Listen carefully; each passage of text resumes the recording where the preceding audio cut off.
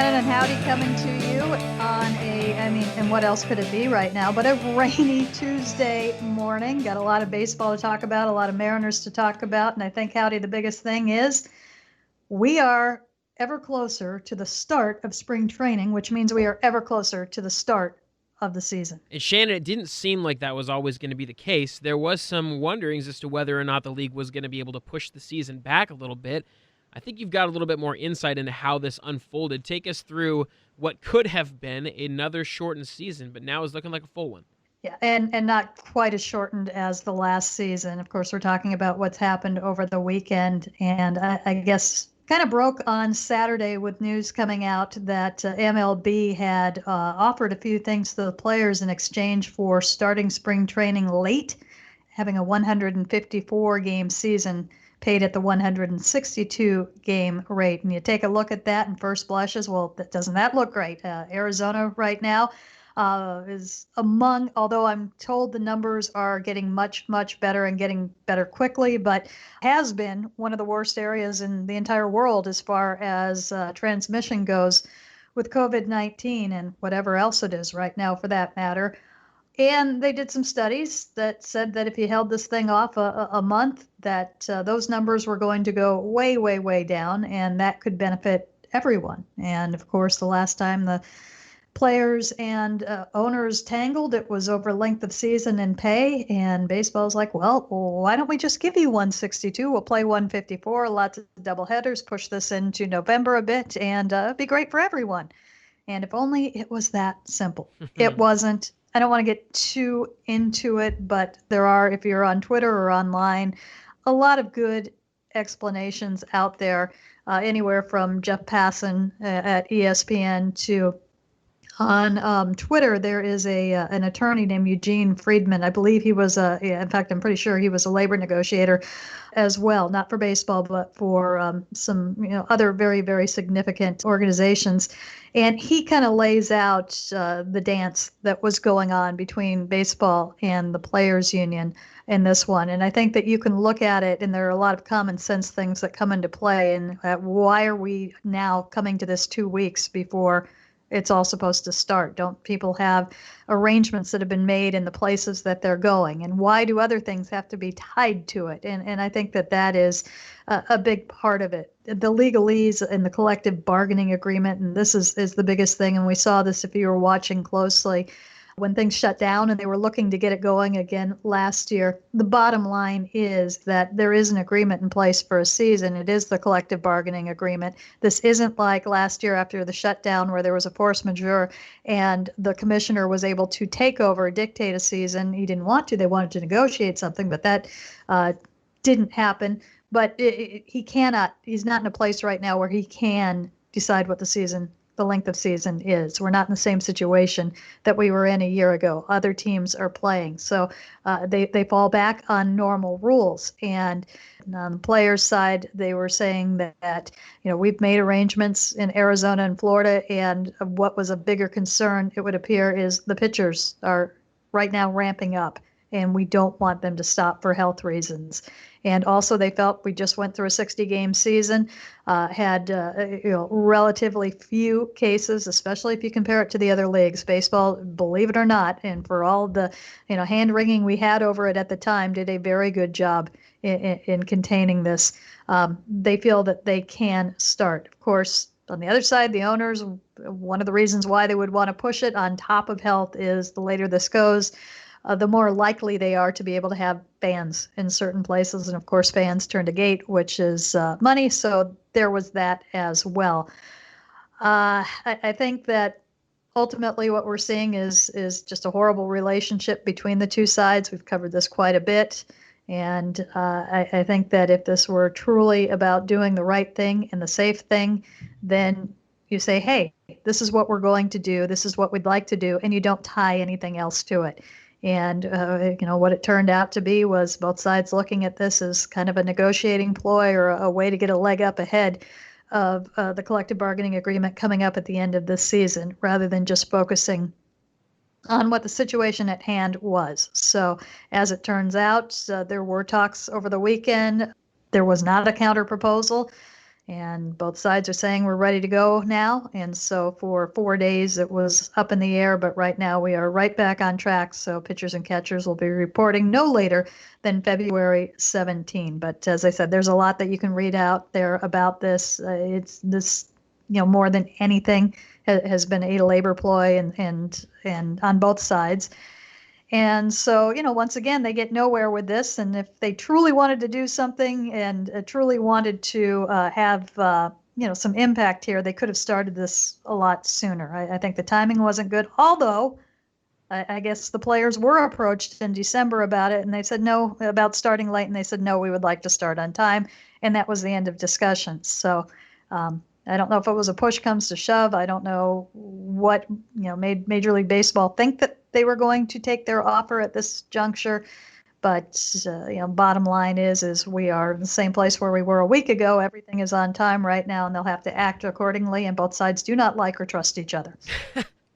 And from a baseball fan's perspective. And no expanded playoffs, no DH in the NL. There, everything. We are going back to normal rules, all of which could be negotiated here and there. We still could see an agreement at the end of spring training to expanded playoffs, or probably not the DH at that point. But also, you're going back to rules like it's going to be 9-inning doubleheaders. Extra innings will start the way they've started previously. There won't be a runner on second. So we'll see if all of that holds. But for now, the big things are off the table. For baseball fans, assuming there's no deaths and serious illnesses that come from them starting spring training in the season, that's a big assumption. But if you were to say that we get through this whole thing and there isn't anything major that comes up, this is a huge win for baseball fans. This is business as normal, as close as it can get for a baseball fan. So for me personally, I'm going to operate on the principle that they're going to be like these other leagues and like they were last year, and be careful and not get sick as much as they can help it.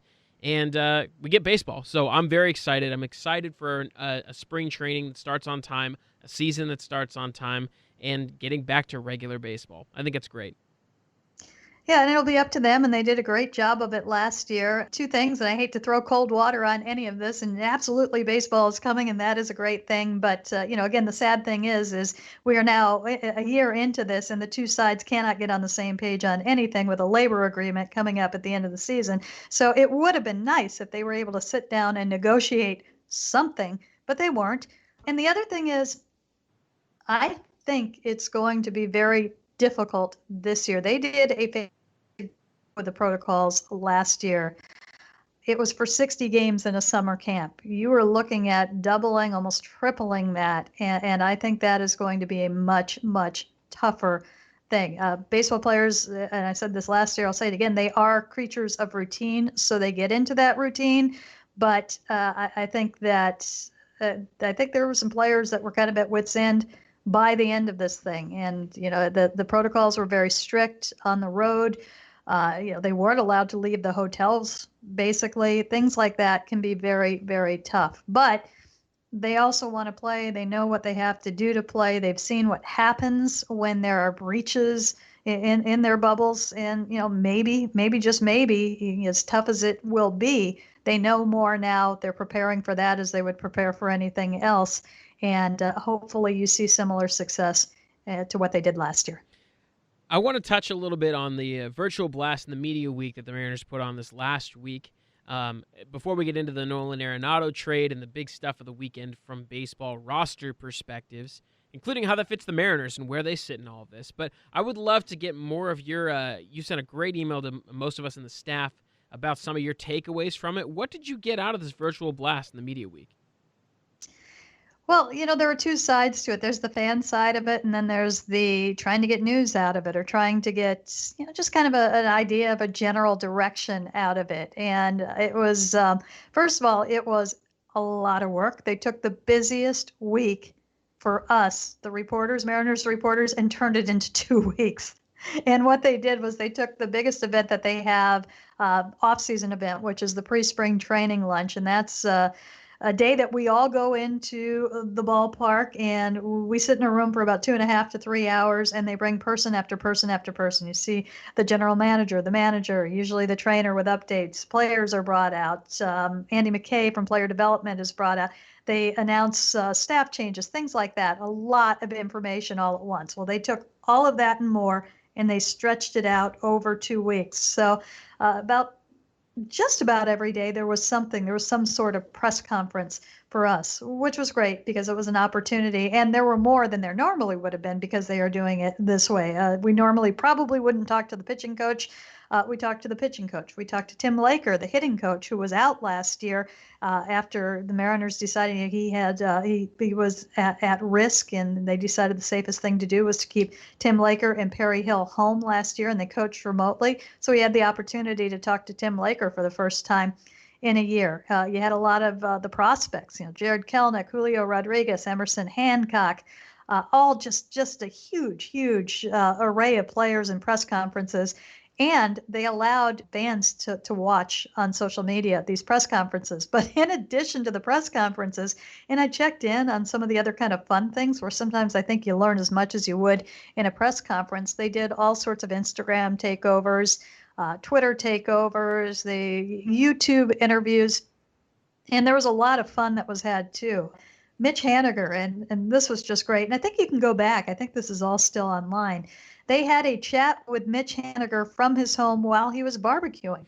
And Mitch is, and I've got an article up on 710sports.com right now about his comeback and everything that's gone into that. You remember how Ichiro was so particular about everything in his routine and everything he ate, and he had different workout equipment and things like that in his own program? That's Mitch. That is definitely Mitch. So he's not going to just throw some steaks on the barbecue. They are going to be grass-fed, prime, this, that, and no GMOs or anything else.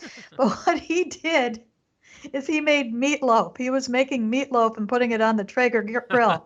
And wow. This isn't a situation where they Uber produced everything and they send out a cameraman. No, it was Mitch and his phone. And so he is in his kitchen in California setting up the phone, and you're seeing just, they're not great camera angles, trying to take questions on the phone, have the shot while he's got his hands in a bowl of ground, I'm sure it was buffalo or something, and making these meatloaf patties and telling you what's in it and everything else, then taking it out to the grill while he's answering fan questions. That's awesome. And it was awesome. I call it Meatloaf with Mitch, and it was my favorite thing this off season. You had Marco Gonzalez interviewing Kendall Graveman with Aaron Goldsmith as well. And that was a lot of fun. So you see a lot more personalities coming out. So there were a lot of some of this different personality, things. I'd like to cut into some of these things, and specifically with some of the young guys. Give me a takeaway from each of these young people that you mentioned earlier. Give me a takeaway of the chat with Julio Rodriguez. Oh, it was great. I mean, Julio is one of those people who is just I'll say it. He's a ray of sunshine. He is always upbeat. Everything is always positive, be it an injury, a struggle, the home run he hit, better yet, the home run that his teammate hit. If he is in a situation where they are having batting practice against their own pitchers, if his pitcher strikes him out, he's going to be happy for him. That's Julio Rodriguez. And, that was on full display. And one of the things that I was really interested with Julio is, remember, he was invited to the alternate site and was injured. He was injured even before that started. And, another wrist injury, broken bone in the wrist. And he's 100% healed, which is great. Went down to Arizona, did instructional league, had insane exit velocities in Arizona, and then went and played winter ball. And I think if you were following along with winter ball, you were seeing that his numbers were not great, which to me was no surprise because winter ball, that is a legit league. And he, again, was going to be one of the youngest players down there, and he's going to see pitching like he hasn't seen before. And I was really kind of curious as to what he got out of winter ball because it didn't look like there was a lot of success with the bat. And he said he got more out of winter ball, I think it was about a month and a half, than he has at any other time in his career because he saw more from professionals, be it former major leaguers or Dominican professionals, and not just in what he was facing, but being around them in the clubhouse. And one of the people that really took him under his wing was Fernando Rodney, who was a teammate. Nice. And and I love that because I know Fernando enough that, you think of the antics, but he is as solid a baseball person as there is. And he was especially just kind of thrilled with the life lessons that he was learning from Fernando and talking about the love of baseball and how that is the most important thing. That was the message that Rodney was trying to give to Julio. So it was a lot of fun just to see that, yeah, there was a little bit of a struggle down there, but he absolutely enjoyed every moment of it and thinks that, on another level, got more out of that than anywhere else he's been. Take me through Marco Gonzalez. Talk with him.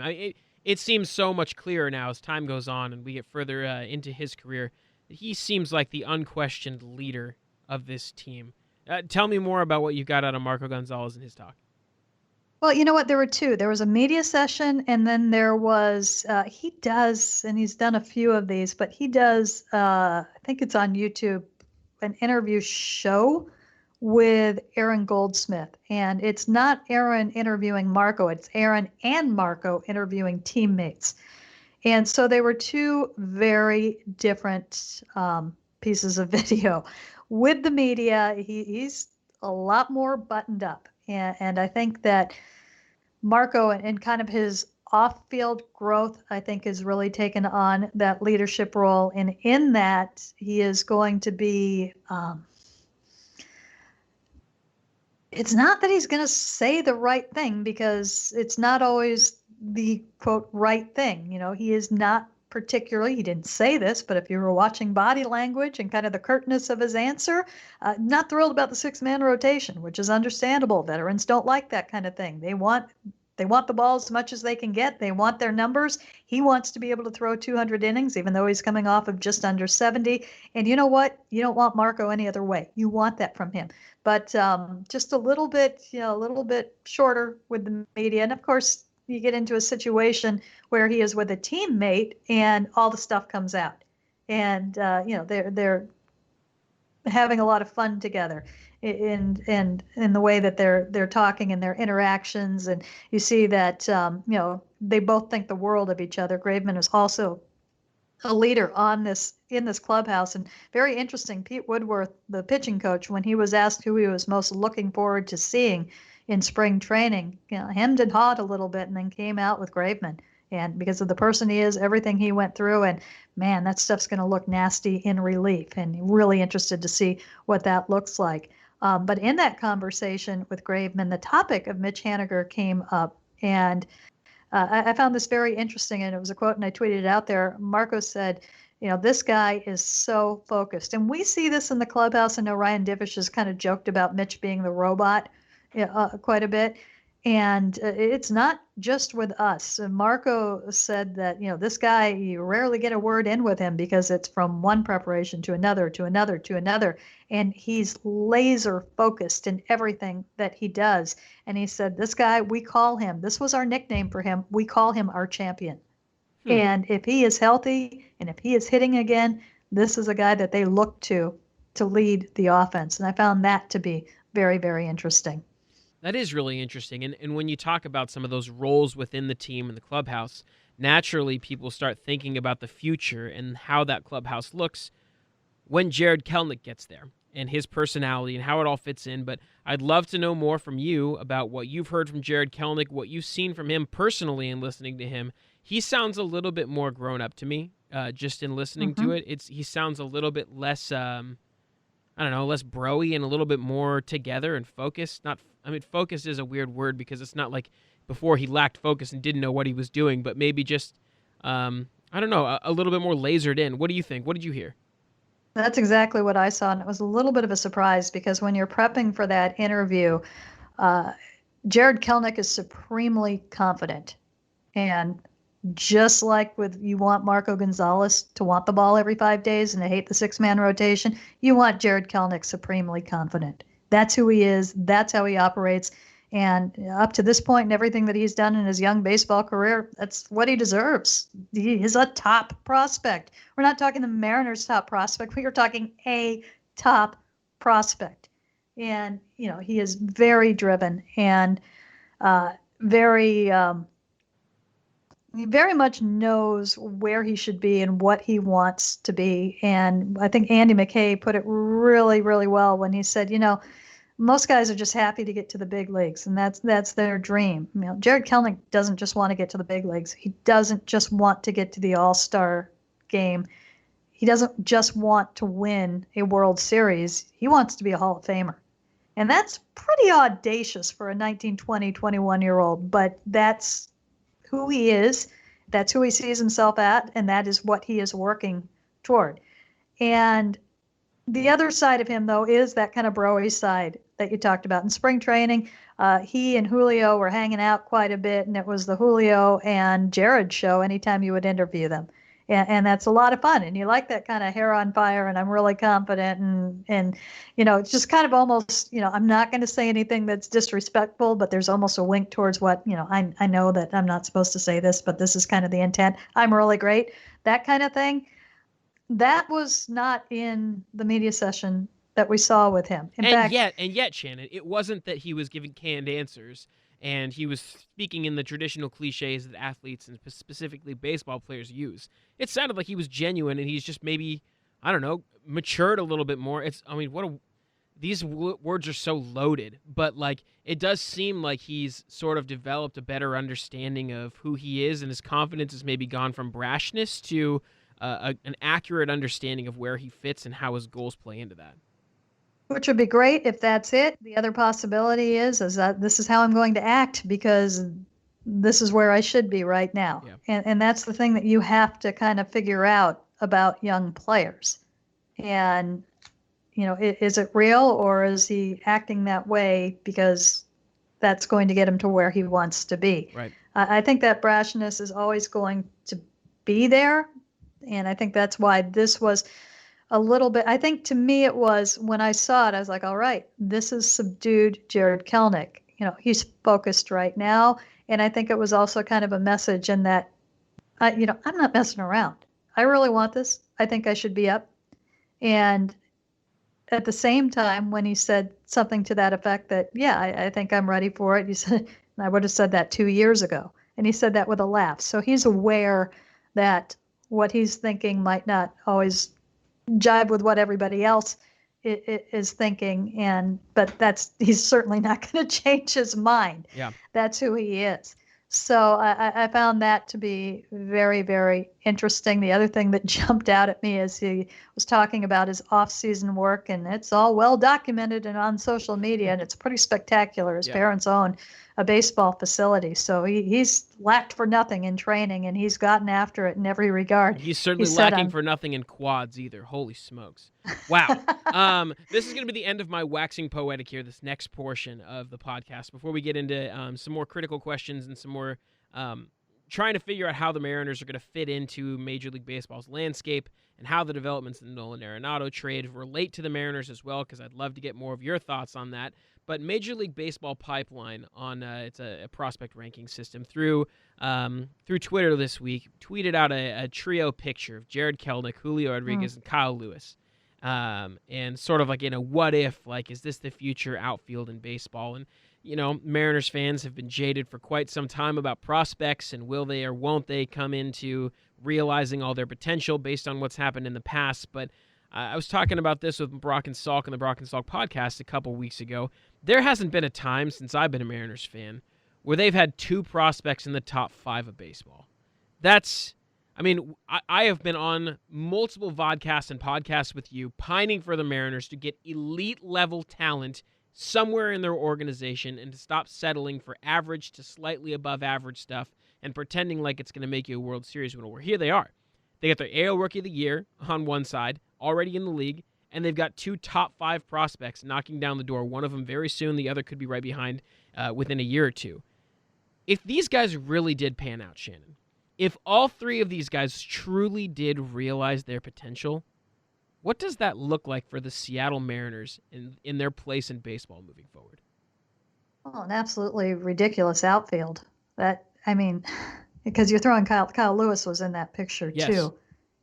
And I think that when you look at the great teams, it's not enough to have one young superstar. You need 2. which is why you don't want to see either traded and why I don't think you will see either traded, and why perhaps you're taking a little bit longer with this so you don't have to trade one of them to get something that you need. So you have a more robust farm system and other prospects that you can do that with. I think that's important. I don't think it is a view of just having one in the future, and this is the guy that's going to lead us. I think it's looking at both, and Kyle Lewis perhaps coming into that picture too. I think that is just incredibly important, and my curiosity to that is if they live up to that, is the spotlight going to be, are you going to see more focus on what's happening in Seattle? It's hard because you look at what does it mean for them? Well, you've got to have the pieces around them. It means nothing if you don't have the pieces around them. We've seen superstars just kind of languish on teams and things. It's great that you have that spotlight, but the intent here is to win. The intent here is to be a playoff contender year after year after year, and you need offense to do that. And these guys definitely bring that offense. James, one of the things, and this really kind of got me, is that when that picture came out and it was Jarred Kelenic and Rodriguez, you have 2 top 5 picks and a rookie of the year. It just kept scrolling through my tweet deck because people were retweeting it over and over and over. And I try and stay in the mindset of I'm a reporter. Look at things as a fan. And I looked at the picture and I started staring at the picture and staring at the picture and staring at the picture, and it got me. It hit me that this is different, that this is big. This isn't the Mariners putting out some beautiful graphic or promotion of their players. This was MLB putting up 2 top 5 prospects and a rookie of the year. This was MLB putting the Seattle Mariners forward. And, I know it's easy with all of the disappointment of the past 2 decades and, this could go wrong and that could go wrong, but you can't compare this to anything. This is different. I had a really similar reaction, Shannon, because I had never really considered the lottery ticket outcome of all 3 of them realizing their potential. A couple of years ago when Julio Rodriguez was, middling in the top 100 or even outside the top 100 prospects, when Kyle Lewis was right in the middle of it, when Jarred Kelenic was sort of in the 20s and the teens, you get the sense of like, okay, well, if they all realize it, then one's an all-star and, maybe the other 2 are average players. But when they continue to ascend like this and you're top 5 and you're rookie of the year, the ceiling becomes transcendent baseball talent. The Seattle Mariners organization has had Ken Griffey Jr., Alex Rodriguez, Felix Hernandez. Generational talents. Since Felix Hernandez and Alex Rodriguez, the Mariners haven't had anyone who was supposed to be to that level. And now they can legitimately argue they have 3 that can be in that spot. And that's insane. And that, Shannon, I totally agree with you, is very different than the Mariners have had in the past and in their rebuild. And I too, I got excited and I got to dreaming the idea of if these 3 are there, the Mariners could become the envy of baseball with arguably one of the best outfields of all time if they all live up to their potential, which is, again, it's not something we could have ever said before. Well, sign me up. There's a lot of work that has to happen before that happens. And, with any luck, and I don't think it's even luck, we should see Kelenic sooner than later.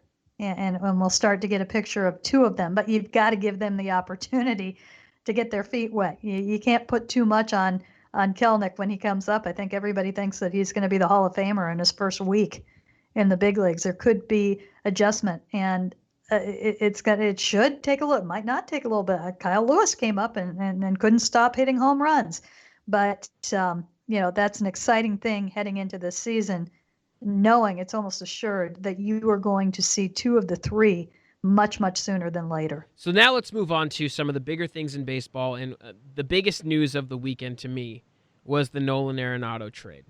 And I would love to hear more about your reaction for it, because mine was a little bit less visceral than the Francisco Lindor trade that came down earlier. But we're hitting the same notes, Shannon, with these deals that are coming down. Tell me your reaction to that deal. Well, the first was, wow, this actually happened. You look at Arenado and the contract, and you don't think that is, it's not going to be easy to move. And the dollars that were involved, and all of a sudden the St. Louis Cardinals getting that much better, and just kind of the insanity that the Rockies would let him go. And the reason why, I mean, it's you don't see a deal like that signed and then 2 years later traded. It just that's you feel bad for the Rockies fans right now, because that is not a good sign of things to come for them. But I think one of my immediate reactions was also, well, take that name off the list, because I think Arenado would have been a target in free agency in 2022 if he had opted out. And I think it is much less likely that he opts out now. So that's a tough one. You've seen Lindor come off the board. Probably. I don't know what your feelings are if he is going to sign an extension there. Maybe not. I'm nearly positive. And if not that, then it's about market size. And I don't think the Mariners are going to be in the business of doing another Robinson Cano and just trying to outbid everybody by $10 million. I don't see them doing that. So, yeah, I think it's all but sealed that he's not going to be a Mariner. Okay. Well, I think if it's the right person, I think that they could, but I don't think they are resigned to, we can't go after top names. I think they would like to be aggressive going after top names, and Jerry's done that before. Not on the big dollars, but the big names. We saw the pursuit that he put in for Ohtani, and that's a player he really, really, really wanted. So if there's a player that he really, really, really wants, I don't think he's going to say, well, we're a smaller market, this isn't going to happen. I think he's going to look at the team that he's constructed, and he's going to say, we are on our way up. We are, going to be perennial contenders. I can sell this. Yeah, I'll clarify that, because I think that they will go after those guys, but I think that history has shown that if the Mariners are going to win one of those guys, they have to dramatically beat everyone else. It's not that they're taking even market deals across between the Dodgers and the Mariners. Oh, they're going to go to the Mariners. Like, it's a 50-50 chance. No. The Mariners have to pay out to get those guys. And I don't know if they're going to want to be in that situation to have to overpay, truly overpay, to even get the greatest talent they want. But that's my theory. And you can have your theory. The thing that also jumped out at me, the more that I looked at it and the more that I thought of it, and this deal is just, my gosh. I mean, he's basically playing for free for a year in St. Louis. And a lot of people there was a lot of reaction, and, well, why didn't the Mariners take this deal? They didn't, you looked at what went the other way, and not a top 10 prospect was touched from the Cardinals organization.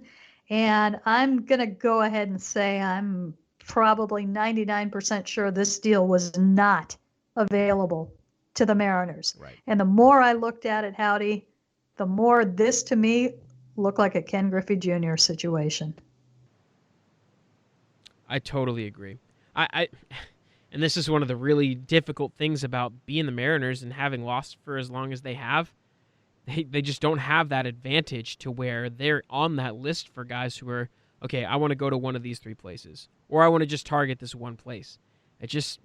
They're not the Dodgers for that. It's not about the money. It's about where guys want to be. And it's a shame. It's a challenge that they have to overcome, and it's why it's really important that they hit on their young guys. But I agree. I don't think that this was even close to available to them, and I don't even think that if the Mariners did offer a much better package that they still would have been considered for this. I totally agree with you. Yeah, I wouldn't be surprised if it came out that he said trade. Well, we know that he said trade me. He demanded to be traded. Yeah. And I wouldn't be surprised if it was Dodgers or Cardinals.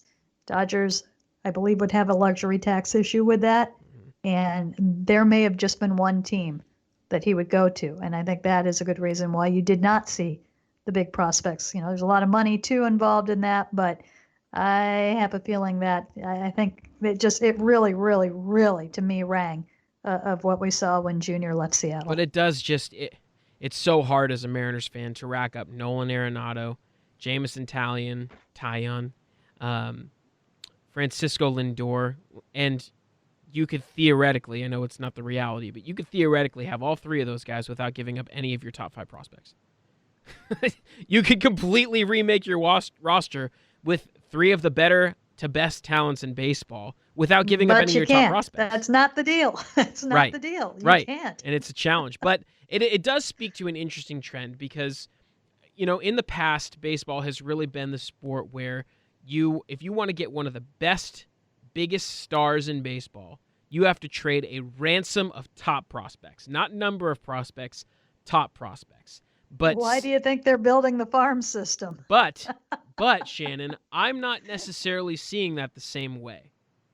I think that there is an increased weight on the financial impacts of trades since the last collective bargaining agreement, that these teams basically have to keep to a certain salary number, or else it's going to be so prohibitive in penalties that they're going to be hamstrung moving forward. And I think that it's changed the value of major trades. And I don't think that you necessarily need to give up your best players anymore, as long as you have the ability to take on the money that's required to take some of these great talents.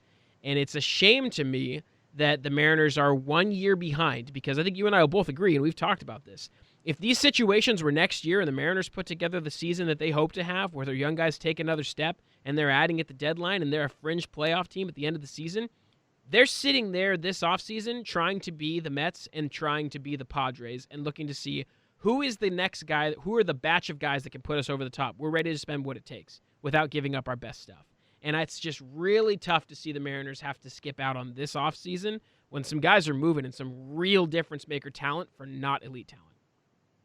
Yeah, but it makes sense. I mean, you don't want to give up on anybody at this point. When it comes to the bigger names, I have no problem with the Mariners not being in on them or acquiring them. I can look at this right now, and they truly believe that they have a potential answer at every position on the field. So what do you do? And not just, this will do type answer. These are guys that they've invested in, that they are building for this in particular. And the only thing that would stop it would be, you don't know what's going to happen when they get to the big leagues. Not everybody pans out. So the idea of taking a longer look, because let's be honest, 60 games, not enough. It's not enough to make that determination. Yeah, I know what the plan was, and I know that in year 3 they're supposed to do this. Well, they didn't get year 2. It was a season, but it wasn't a full season. And I don't think it's unreasonable to look at it that way. I think that you hope that you are caught up. I think it is reasonable to look at it that you are caught up by the end of year 3, that you can make up for lost ground in that time. Now, at the same time, that doesn't mean that there aren't complementary players out there that perhaps you could go out and get on a shorter term deal that can help things along, but it can't be players that would be blocking players that may be part of your future. That, at this point of the game and they made an investment in what they did. I know that it looks like, well, they tore everything down and the payroll came down. It was very expensive to do that, but this is for the long term. And you don't want them getting cold feet about it at this point or taking shortcuts at this point. So I'm not, I have no problem with them not going after Trevor Bauer or the bigger names. And I don't even feel bad that, well, this guy was available and they couldn't go get him. Unless it's a Lindor or an Arenado that I thought would be available next year. That hurts. But as far as what was available this year and the big ticket items, not as worried about that. Yep. I do think that they go into next season with targets. I think there are a lot still on the list, and I think there are names that fans would be very excited about. Yep. I totally agree with you, and we talked about this before the pandemic came around. I'm willing to withhold judgment on how the Mariners spend their money when I see them start to spend it. I'm going to be okay with them saving money as long as there's another shoe to drop at the end. And I'm okay with it not being this year because they're not quite ready and they don't want to start spending too soon and paint themselves into a corner to where, they're a pretty good team, but they're not an elite team because they started spending too early and then they got answers before they had questions answered. I'm okay with it not being this year. But when next year comes around or the year after, when they decide this is our time, I want to see it go big. I want to see all those savings pay off and not just be we put it away because we weren't going to win, so we just decided not to lose money by losing games, and we just saved that money, and now we feel better about ourselves. When they're ready to go, I hope they spend it all, and I believe that they will because, this ownership group hasn't proven that they won't do it, and I believe in it. And I think next year's the year. We're just going to have to wait and see and wait and see what develops over this year. And I've said all along, I'll be curious to see if it does happen. I think it could start as soon as the trading deadline this year, if they put themselves in position to make a postseason, which at this point is going to be a lot tougher than I think what people have thought it would be, because as of right now, it's a 10-team field. There are no expanded playoffs right now. But if they are in a position to do something and the long-term player is there, do they spend then? And I thought all along that they would. I don't know how the mode that they're in now, and I think there was a little bit of a shift, would affect that. But I wouldn't mind seeing it as early as that. If not, I think next offseason is definitely the time that it is expected, and fairly so. Let's take it forward to the rest of this offseason, because Jerry Dipoto has said multiple times, even on his Dipoto show with Danny and Gallant in the mornings on Thursdays, that they're not done yet necessarily, that they don't believe that their bullpen is finished, and that there's a potential for some platoon/bench-type bats that can play in the outfield and the infield. What are you hearing? What do you foresee for the Mariners the rest of the way to finish out their roster before the season starts? Well, I think that they're kind of playing this market out, and we're running out of time with it. So I think you are going to see something in the next couple of weeks. And I think that, Dipoto definitely wants to add to the bullpen. And I think it's a situation where there are so many names out there that he can wait for the player that kind of falls to him, because they never were in the market for the big closer. And what they've done so far with the bullpen, I think exponentially it's better. You might not know the names, but from where they were starting, I think they without question have improved that bullpen greatly. I think things are getting a little bit interesting on the left-handed batter. I think if you take it all the way back to the start of the start of the offseason, you heard Dipoto talk quite a bit about the infield-outfield type player that they wanted, and that's changed a little bit. I want to say it was on Danny and Gallant last Thursday. He's got his weekly show, 8:30 every Thursday morning on 710 ESPN Sports. I think that I know that he said that they are still looking for that player, definitely in free agency. They're not looking trade right now. And there was a little bit of a twist when he said second base and left field. It wasn't and, it was or. They were looking for a guy that could handle second base or left field. So that's a little bit different. And when you look at what's available out there right now in the free agent market with left-handers, there's not a lot. Colton Wong is the name that comes up the most. Obviously, you could put him at second base. Great defense. He's got some on base, doesn't strike out a lot, not going to have a lot of pop, but he's a player that a lot of teams have an eye on. I think that was very interesting, because they also backed off a little bit how much Dylan Moore would play second base. And I think we can all agree that ideally, as much as I'd like to see Dylan Moore at second base every day to see what he is, I think we have a good feeling that ideally, if you had a playoff contending team, you want Dylan Moore as your super utility player. You want him playing a lot, but because he can do that, that's what you want. His skills are probably not best utilized parked at one position. So, I think second base is a position that they're looking at a little bit more. And if you look to the outfielders, there's not a lot right now. You've got some old guys that, the left-handed bat, but, Gardner and Markakis, but I don't think you're looking to bring a 37-year-old in right now. They don't strike out a lot. They've got decent on base. They've got experience, but I don't think that's where they're going. I think an interesting name that I hadn't really seen before when I was just looking. Is Jock Peterson? Oh, wait, no, he got signed. Did you have to do that? I was so disappointed the day that came down. I was so disappointed. I was like, this is the perfect guy for what they want to do. Young-ish. He's got a couple of tools that are interesting. He's been with a winning organization. He's coming off of a bad year. Like, oh, man, everything is lining up well. And then he signs a one-year deal with another year option, which is exactly what I wanted the Mariners to do. I was so bummed. Well, Dipoto also did say that a couple got away, that they were talking to a bunch and that they thought they had a couple and they didn't. And you can take that for what you will, but I would imagine that that was somebody that they were after. A name that I kind of totally missed and didn't until I looked at the entire list, and I haven't heard out there, but I think that would be interesting. Brock Holt is somebody that could come in, play left field, did not have a good 2020, but had a very good 2019. And basically was pretty good in his role for the Red Sox for a long time. Again, a little bit older in 32, but he's just a year separated from a season where he put up a 7.71 OPS. I think that perhaps is a possibility. What the Mariners are not looking for somebody who could eventually be a cornerstone piece of their outfield.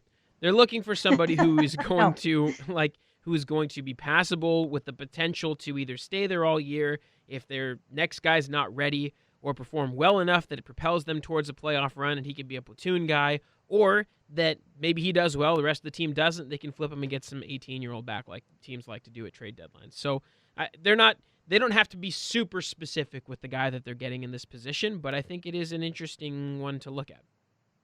Yeah, and what we're not hearing, what I'd like to see is somebody that can play some first base too. Yeah. If you have to send Devin White back or give him some time down, I don't think they're very well covered there unless Marmoleos makes the roster. And, that's another thing. I haven't gotten the final answer on that, but if they wipe out the rule where you have to have 13 pitchers and 13 position players or hitters, they're going to go with 8 in the pen, which means 3 on the bench. So I don't know that you have room for that player.